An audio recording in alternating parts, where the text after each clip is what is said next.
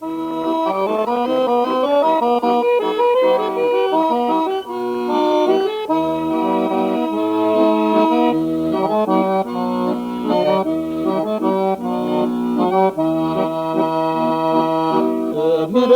nasip nakkedim, eze kadar kitap kedim.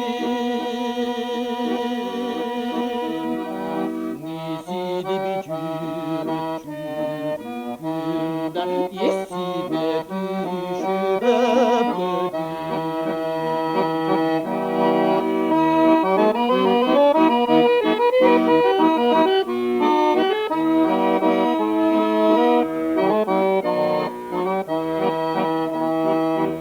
Şoltuna mağa mut bulur, gözüme kızılık kurur. Yüzüme gözüme görünmeyde, barata tokşuyum çok olur.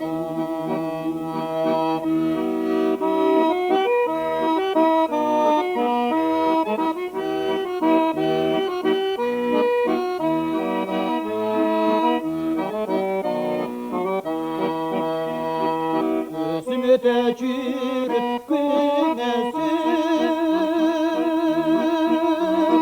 özgürüp gidip münesim.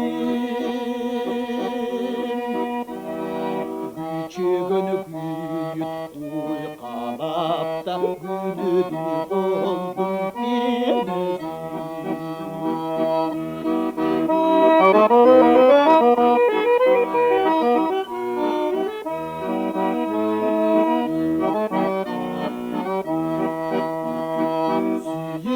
Küçük bir dilek gibirsip kaldı birden. Sen taraftayım tarafta çarpacağım birden.